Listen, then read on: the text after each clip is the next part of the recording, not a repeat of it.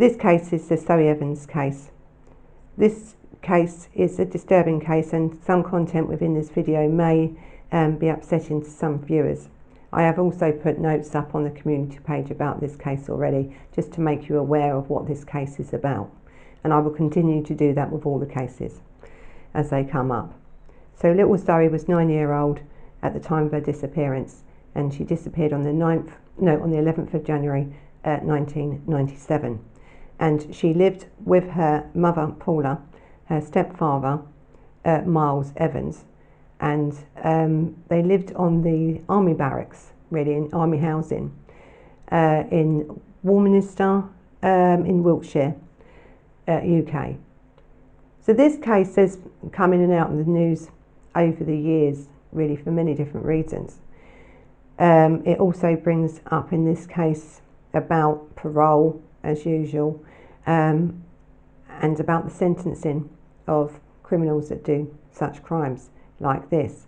So this case is the story of what happened, or the case in its entirety, about appeals and stuff that Miles Evans did, about other evidence that he tried to bring in to say it wasn't him. And this man actually, to this day, has never admitted this murder, but it's been clearly proven that he did it. So little Zoe, this 9-year-old child, was put to bed on the 11th of January 1997 by her mother Paula. Normal evening, normal day, nothing out of the ordinary. She's put her to bed, tucked her in, said good night, got on with her evening, and then gone to bed. Now, she was married, and she'd been married to Miles Evans for about 5 months. And Miles Evans sort of told Paula to put earplugs in at night because of his snoring. He encouraged her to wear earplugs at night because of this snoring. And that's what she did. He would snore so loudly that she couldn't sleep.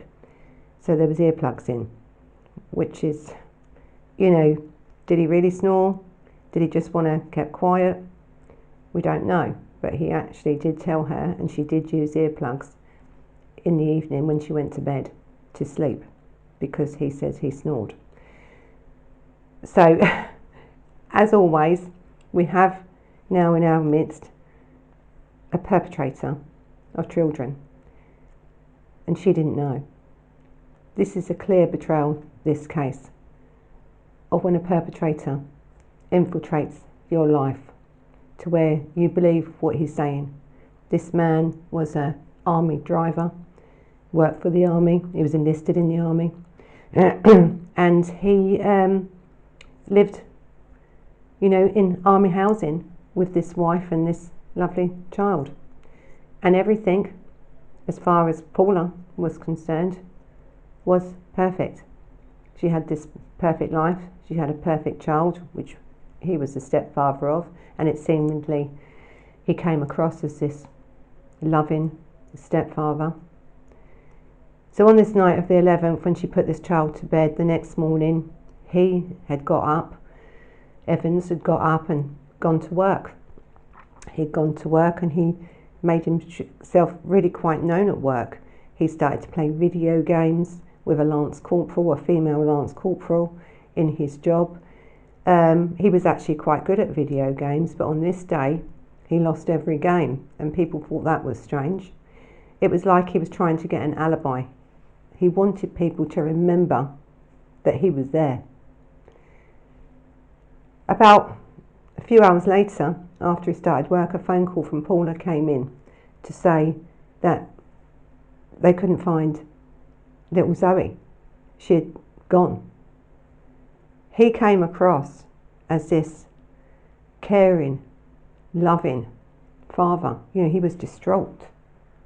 He's now going out and search for this child. He's gone home, he's searched, and then that evening, when they hadn't found Zoe, he said to Paula and the family that were there now trying to find out what's happened to this child, because there's no sign of this child, I'm going to go to bed early. because I want to get up and search in the morning.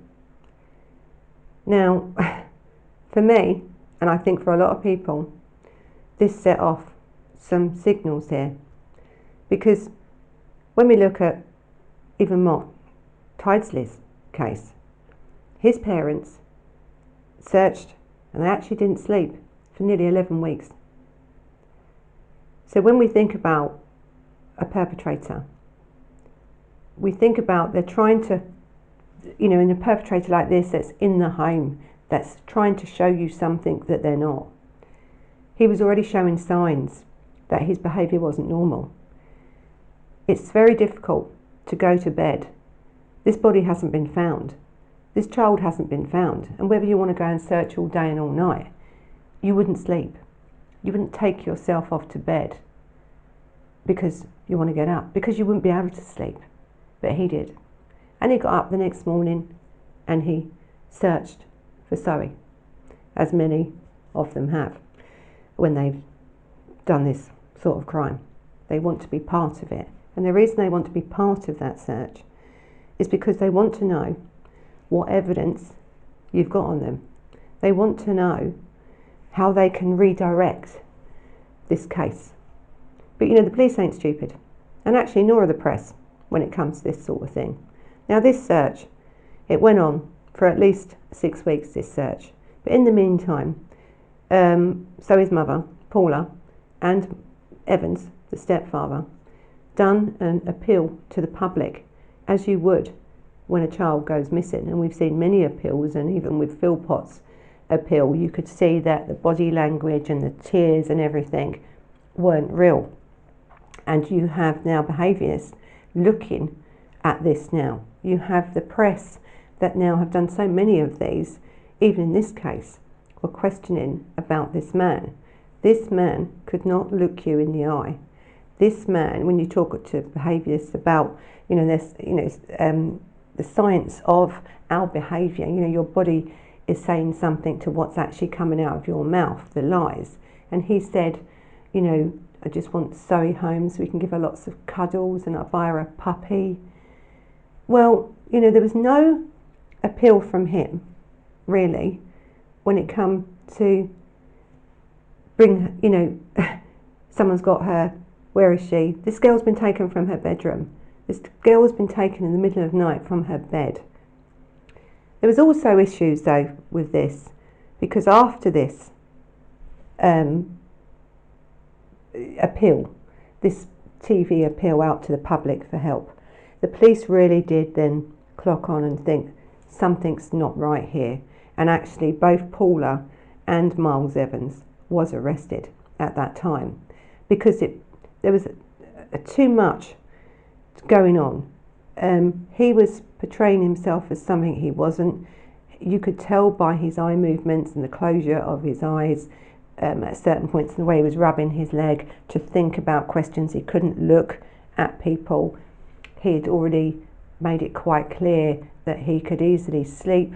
He wasn't in this traumatic state, but the mother was. When you see the mother and how she reacted in this interview, and you see him sitting next to her, and this is a man that she sat next to, that she didn't know, that had done this to her child. This woman was devastated. This woman's family was devastated, as you would be. And this man seemed to be no comfort to her. And I think she even thought then, hang on a minute, something's wrong here. And after she was arrested, I think they was arrested and questioned for 3 days, they was released without charge. Now, Paula had never been questioned again after that, and I think the police absolutely knew at that point that she had nothing to do with the disappearance of her child. But they did believe that he had something to do with this child's disappearance. And he was consequently arrested for that and then charged with her murder, even though they hadn't found the body. I think the search took 6 weeks it took to find little Zoe's body. And unfortunately, the body had deteriorated a lot. So they knew how she had died, because she had been taken from her home. She had been taken about a mile away from her home. and she had been, they suspect, because they couldn't tell from the autopsy, that she had been sexually abused. She had been punched so hard in the face that it broke her nose, and the blood then dripped down her throat, and her top, the little top she had on, little night top she had on, was shoved so far into her throat that she died of asphyxiation from that, and that was to stop her screaming. Now, what psychologists think has happened in this child's life was that she was being abused by Evans, because Zoe did say to people that she had a fear of the bogeyman that kept coming into her room. Now, many children have a fear of the dark and things. They might see something on the telly, but now when you look back, was there signs? You know, it's difficult to say, but when we now know what's happened to Zoe and she was murdered, they think, the psychologists think, that he was abusing her, and she then rejected his acts, and something went wrong that night, and rather than stopping it and getting caught and you know, being charged with just abusing a child, he ended up killing her because of that. And I think with this case, it's a very sad case for the mother, because she didn't know, because she had these earphones in, earplugs in, to stop the noise of him snoring, which was his idea. He could have easily been abusing that child, and she would never have known. So it's difficult, I think, for this mother, and I think once he was arrested, she actually moved out of the marital home and never went back near him again. Her mother was stood by her side, the grandmother of Zoe, and we'll talk about her in a little bit. So this search, which cost nearly £1 million to search for this child, it's one of the biggest searches this country's ever done. I think up until the Zoe murders and stuff like that, but at that time this was one of the biggest searches. You also had about 150 police and 250 military personnel, and loads and loads of public looking for this child. And I think that where she was found about a mile away from her home. I think what they first found was a t-shirt right outside the back door area, hidden, which belonged to Evans, and it had blood of Zoe's on it. About half a mile away from the home, they found underwear of Zoe, again bloodstained and stuff.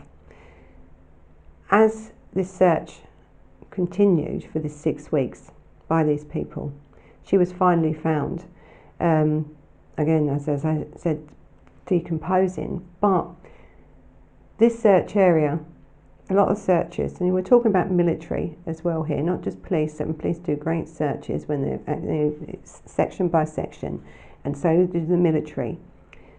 Where this body was found, in this animal hole, you know, this badger set, they said it had already been searched.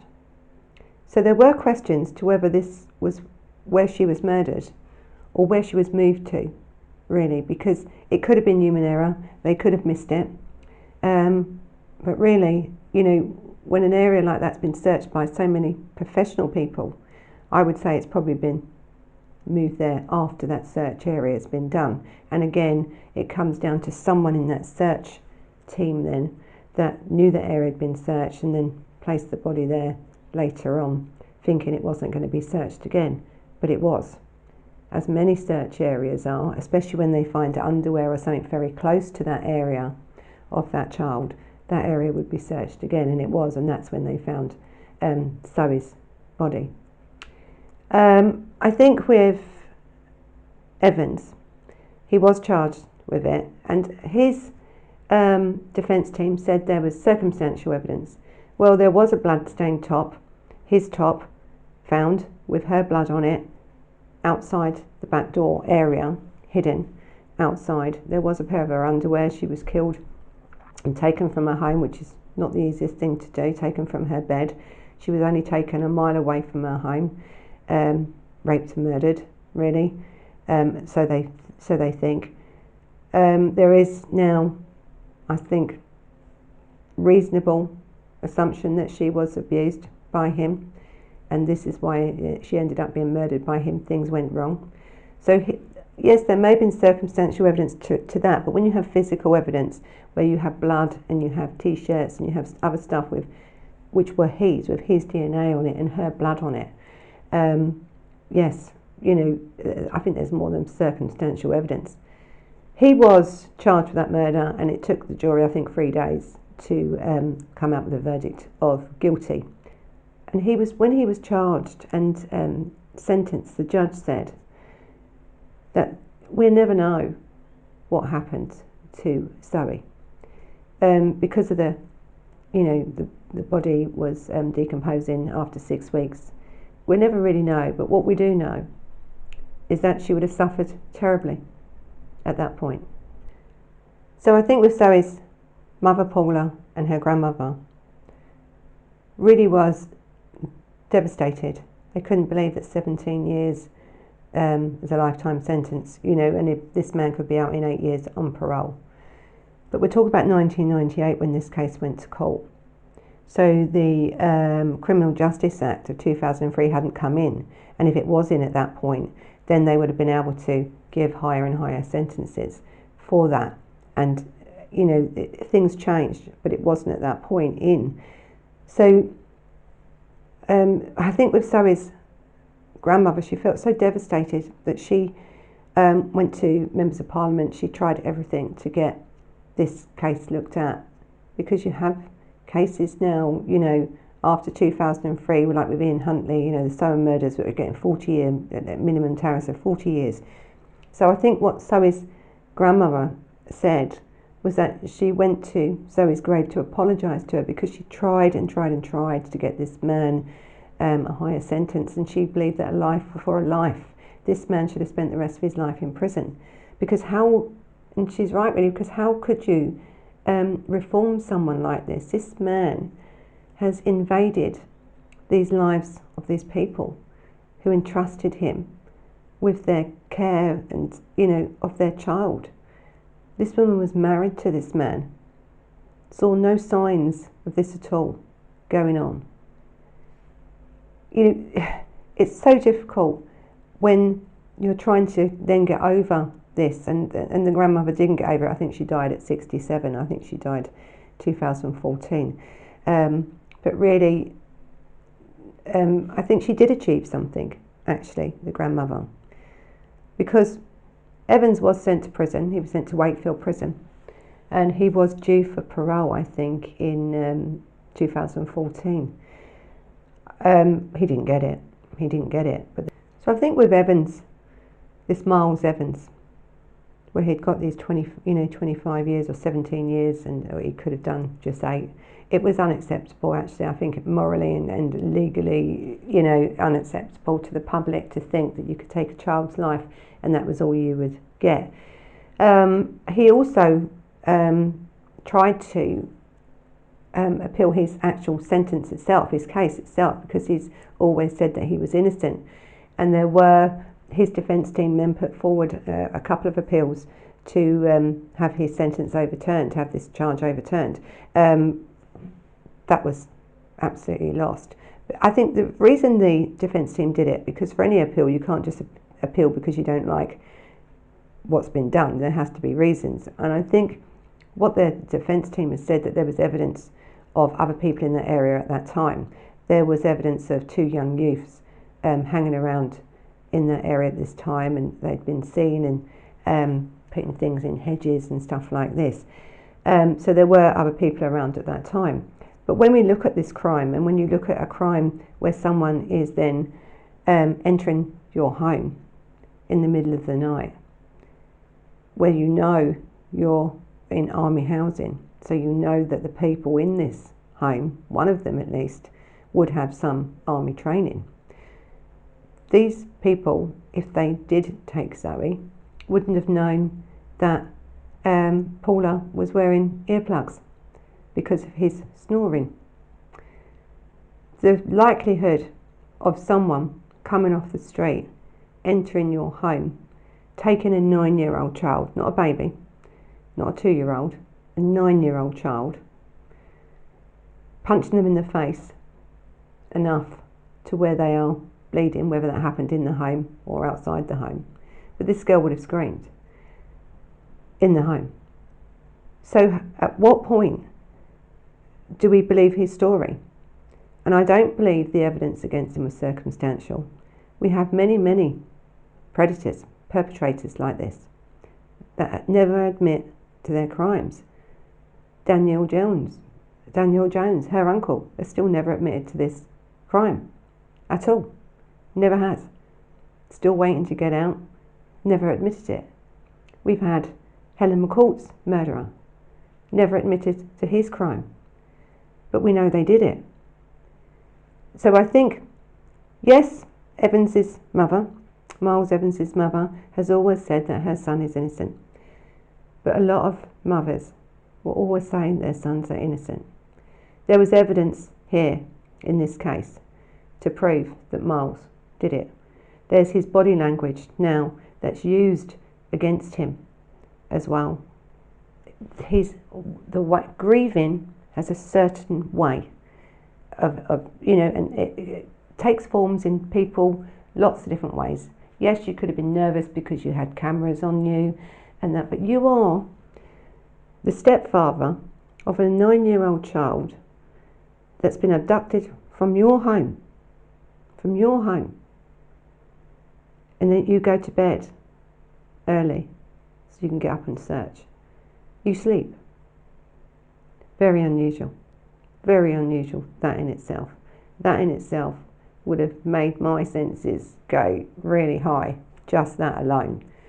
Then we find evidence outside his home. We find evidence then that as I've said, all this sort of thing. But no, there's no clear evidence, I suppose, because of the body deterioration over that time. The physical evidence on the body was not there. He made sure that that body at that time wasn't found. Again, he was part of this search team. The search party had already searched this area. There was nothing. All of a sudden, now a body turns up in an area that's been searched. It could only, the people that knew about that search area would only have put that body back there thinking it wasn't going to be searched again. Scientific, body language experts have said by his eye movements, by the way he was acting and doing something, were very, very suspicious of this man from the beginning, as were the police and the press. So I think the court did throw this two appeals, I think in 2001 and 2002 he tried to appeal this case and it was thrown out. And so then his conviction was what they call safe. I think he was due to be, could be released on parole in 2014. He wasn't released in 2014. That then was rejected, and it was said that he'd spend many, many more years in prison for this. I can't find out actually any information about him being released. We're now in 2021. I don't think he has been, to tell you the truth. There's not much said about this case because it's an older case, but when I've looked up about him, there's no release date for him at present, not that I can find anywhere about him. So yes, in 2014, when he should have been released, he was not released. The parole board did not release him. He was kept in for many, many years. Still could be, but I will try and, more I can find out about this case, and I've searched everywhere, really, believe it, I can't find anything about him. And if he has been released, he's keeping a very low profile on that. This man was a very dangerous man. This man was so deceptive, really. He really used this family. And we have a lot of this with predators, don't we? Where they infiltrate families, they make themselves feel, or make the families feel that they're needed and they're loved and they're cared for. But really, in the background, this is what was happening in this home, until in the end, this little 9-year-old was murdered. It's a very sad case, this one. But I think, from a legal point of view, he got what he deserved. And as the law is changing, and has changed from 2003, the Criminal Justice Act has changed, these criminals are now getting more and more sentences, longer sentences. Or we hope they are. We hope now that we can use our laws that are in place to keep these people in prison for longer. Because there's no hope for this man. There is no reform for this man. This man did this crime. No matter how much his legal team wanted you to believe that he didn't, and that somebody else came off the streets and took this child out of her home and killed her. That, yes, it happens, but it didn't happen in this case. The man that killed Zoe Evans was Miles Evans, her stepfather, a person that betrayed this family, used this family, and killed their daughter. Shocking, really. So this has been the case of Zoe Evans. 9-year-old, UK case, 1997.